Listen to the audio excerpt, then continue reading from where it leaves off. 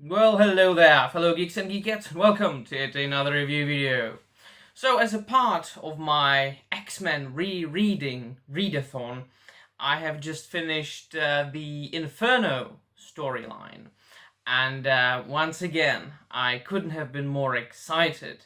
Now, the last time I read Inferno was years ago, but I will never forget the first time I read Inferno, and I'm going to tell you it still holds up and it will forever hold up. Now, I own this copy, the new copy of X-Men Milestones, which is a line published by Marvel Comics, which collects the most important and significant crossovers, let's say, events, which are all X-Men related.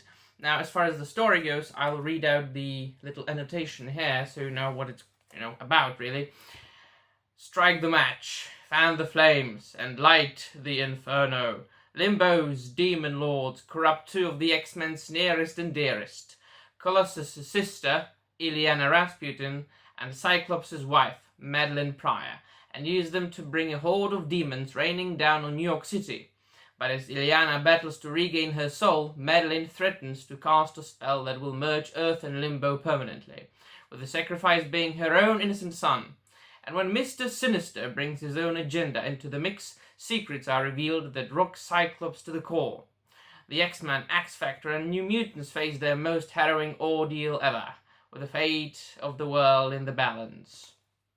Now, this review will contain some minor spoilers, so if you do not want to get spoiled, as far as a book that's about 30 years old, leave this video, read the book for yourself, and come back. Now, I love the 80s and the 90s X-Men, and New Mutants, and X-Factor, all the X-Men related books from this period. Mainly written by Chris Claremont, Louis Simonson, illustrated by people such as Mark Silvestri and Brett Blevins and the Walter Simonson and then later Jim Lee and Greg Capullo and Rob Liefeld and so on and so forth, for many reasons. And one of them is that they were genuinely good stories about human beings. They might have been about mutants with superpowers, but in the core of them, they have always, these old stories, they have always been stories about humans and humanity. And there was no need for the writers, especially for the good ones, for the big ones, such as Chris Claremont, to drag some sort of socio-political agenda into the books. Now, don't get me wrong, there is, here and there is political stuff in the comic books, but it's, every piece of literature just reflects its day and age.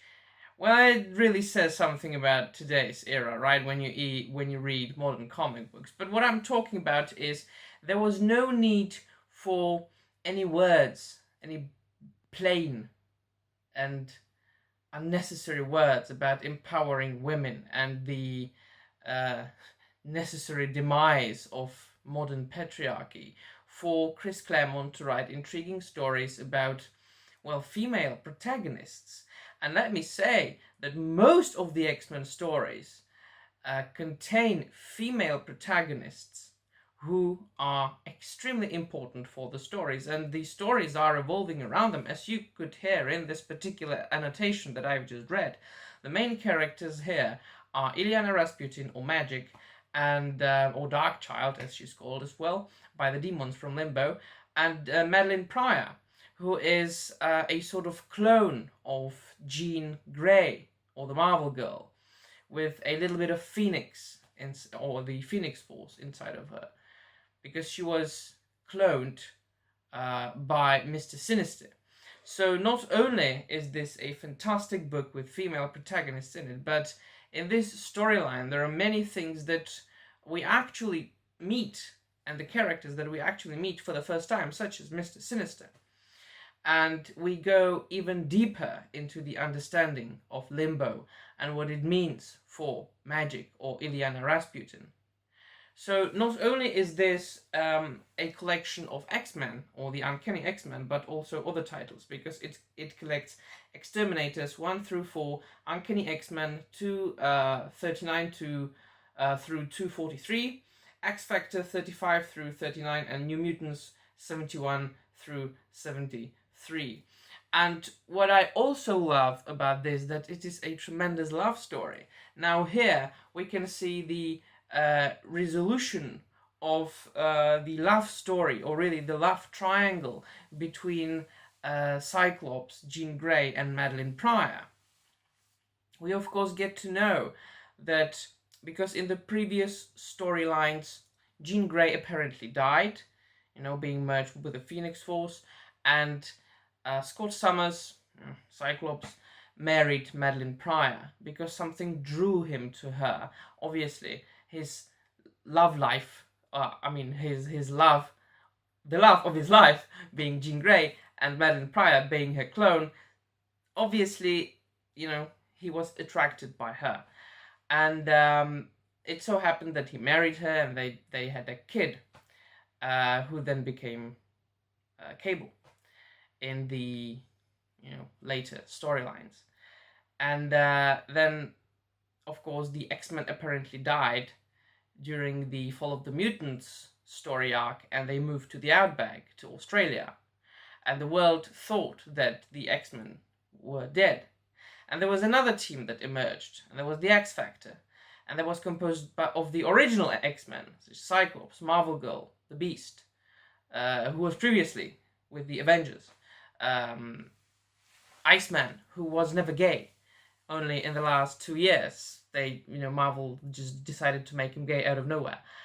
And it's all driven, the story is all driven by love stories and by the romantic interactions between the individual characters, such as I said, Scott Summers, Cyclops, and Madeline Pryor, Cyclops and Jean Grey, Havoc and Madeline Pryor, Longshot and Dazzler, Wolverine and and him being attracted to Jean Grey all the time. And apart from that, besides this, we've got this epic story in which Limbo, which is basically the realm of demons, something between Earth and Hell, invades the Earth. And we've got hordes of demons in Manhattan. And we've got the X-Men and the X Factor and New Mutants and the Exterminators all battling the demon hordes in the midst of New York City. And apart from that, we've got beautiful artwork all throughout this quite a thick book. Now there is Omnibus coming, which is going to combine or contain even more material, like the prequel or the prequels and the crossovers, I think. So, and all the women are depicted in a very beautiful manner. They're very feminine, very attractive, very powerful, strong and independent, but there was no need for any socio-political agenda. So besides them, we've got the demon hordes, as I said. That is, I think, Brett Blevins, if I'm not wrong. So you've got Illyana Rasputin, or Magic, and the other New Mutants battling the demon hordes.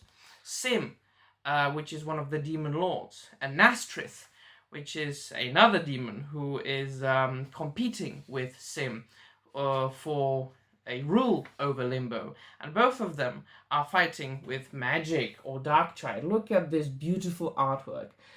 I'm going to tell you quite honestly, my favorite mutant characters, top 3, Wolverine, Magic, and Storm. So there was no need for any politics being brought into the comic book for it to be fantastic and for everybody to be able to identify with the characters and to enjoy the stories. You just need to write a good story. Look at the covers. Look at the beautiful covers. Goblin Queen, Madeline Pryor as Goblin Queen. The first time we meet her, like, in this form, in this fashion. Absolutely beautiful. Very wordy. Some people might consider it a, quite a difficult read, but no. it's combined with a lot of action, so you really go through it. You just fire through it very quickly and enjoy this fantastic story. And the next storyline right after this, or very soon, like in 10 issues, there's the Claremont and Jim Lee era starting.